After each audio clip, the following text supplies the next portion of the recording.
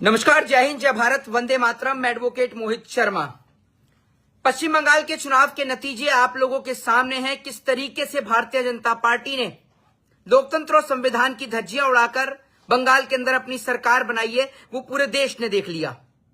और मैं एक बात कहना चाहूंगा, जो बात मैंने पहले भी कही, उस बात को दोबारा दोहराना चाहूंगा कि विपक्ष को अब चुनावों का बहिष्कार करना चाहिए।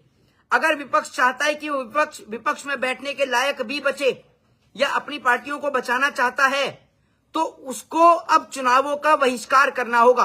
क्योंकि अब देश के तमाम लोगों का अब इस चीज पर शक आ चुका है कि क्या भारत में चुनाव निष्पक्ष प्रक्रिया के साथ हो रहे हैं। तो इस सवाल का एक शब्द में जवाब है ना। मुझे नहीं लगता कि भारत के अंदर अब चुनाव निष्पक्ष प्रक्रिया के साथ हो रहे हैं, क्योंकि खुद मैंने बंगाल के चुनाव को देखा, बंगाल को देखा, पश्चिम बंगाल को देखा और पश्चिम बंगाल के लोगों से मिला भी। वो पश्चिम बंगाल की जनता जो दीदी दीदी करती है, वो पश्चिम बंगाल की जनता एक घूसखोर दादा को बंगाल में क्यों लेकर आएगी, ये सबसे बड़ा सवाल। जिस बंगाल में इनके पास चेहरा नहीं, जिस बंगाल में इनके पास नेता नहीं, वो बंगाल के बंगाली लोग इस भारतीय जनता पार्टी को बंगाल में क्यों जिताएंगे, ये सबसे बड़ा सवाल है। और मैं आपको एक बात बता दूं कि ममता बनर्जी ने इस्तीफा देने से मना कर दिया है। अब इस स्थिति में क्या होगा कि ममता बनर्जी ने इस्तीफा देने से मना कर दिया है, तो क्या बंगाल में नई सरकार बनेगी या नहीं बनेगी, ये सब लोगों का सवाल है। तो इस सवाल का जवाब हम संविधान के हवाले से समझते हैं। संविधान में एक स्पेशल क्लोजल है जिसके तहत राज्यपाल के पास राइट है कि राज्यपाल पहले सीएम को बोलेगा कि वो अपना इस्तीफा दें। अगर वो इस्तीफा नहीं देती है तो विधानसभा को भंग कर दिया जाएगा। कुल मिलाके भारतीय जनता पार्टी यहां पर सरकार बनाएगी। लेकिन बड़ी बात यह है कि ये बंगाल का चुनाव सच्चाई और ईमानदारी का तो है नहीं। ये बंगाल का चुनाव बेईमानी का, चोरी का, डकैती का चुनाव है। और इस बंगाल के चुनाव ने यह दिखा दिया है कि भारतीय जनता पार्टी अब कहीं भी सरकार बना सकती है। ना उसको कार्यकर्ताओं की जरूरत, ना उसको नेताओं की जरूरत, ना उसको लोगों की जरूरत। क्योंकि अगर उसको नेताओं की जरूरत होती तो मध्य प्रदेश से कभी भी शिवराज सिंह चौहान को मुख्यमंत्री के पद से हटाया नहीं जाता।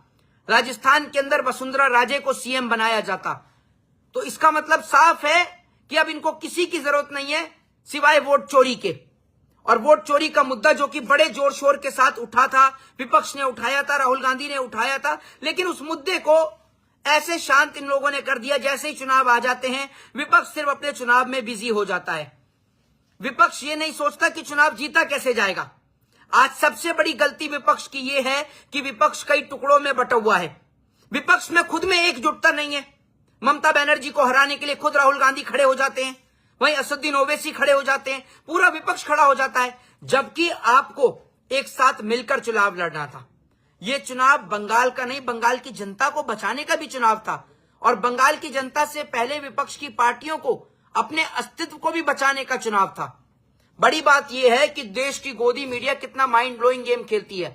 वो देश की गोदी मीडिया जो उत्तर प्रदेश की घटनाओं को नहीं दिखाती, बिहार की घटनाओं को नहीं दिखाती, गिरते हुए पुल को नहीं दिखाती, वो मीडिया, वो देश की गोदी मीडिया बंगाल के अंदर लगातार कवरेज करके ममता बनर्जी की बुराइयां दिखा रही थी। चलिए, बड़ी बात है और हमें भी इंतजार रहेगा बंगाल में शपथ ग्रहण समारोह का। शपथ ग्रहण समारोह के बाद पूछेंगे कि जितने लोगों का आपने वोट काटा है एसआईआर के जरिए, आप उनमें से कितने लोगों को बांग्लादेश भेजेंगे।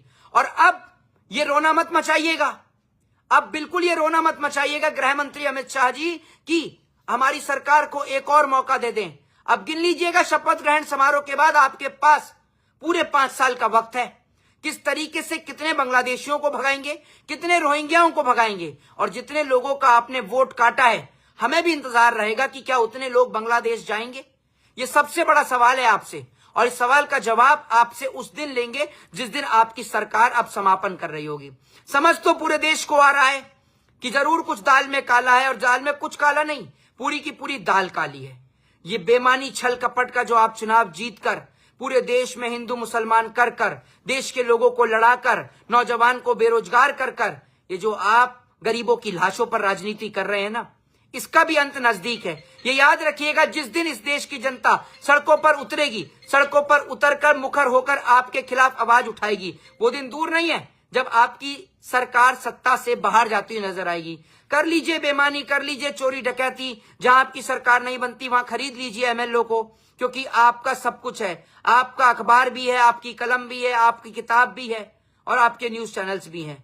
और बड़ी बात यह है कि जिन कॉरपोरेटर्स के दम पर आप पैसे का इस्तेमाल कर सरकार बना रहे हैं ना, ये याद रखिएगा, सत्ता हमेशा नहीं रहती, सरकार हमेशा नहीं रहती। जिस तरीके से देश के लोगों के मन में आप नफरत का जहर घोल रहे हैं, उसी नफरत के लिए एक बार सोच कर देखिए कि क्या आपका बेटा आरएसएस ज्वाइन करेगा।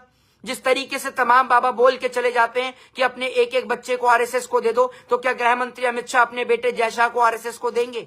देश की जनता के बच्चों का भविष्य खराब कर मंदिर और मस्जिद कर खुद ऐशो आराम का जीवन जीने वाले गृह मंत्री अमित शाह जी, एक बार सोचिएगा अपने दिमाग पर जोर डालकर कि आप आज इस देश को किस स्थिति पर लाकर खड़ा कर दिया है। चुनाव तो आपने बेईमानी के दम पर जीत लिया, लेकिन ये देश आपको कभी माफ नहीं करेगा। आप लोग की क्या राय है, क्या प्रतिक्रिया? अपनी प्रतिक्रिया कमेंट बॉक्स में जरूर दें। जय हिंद, जय संविधान।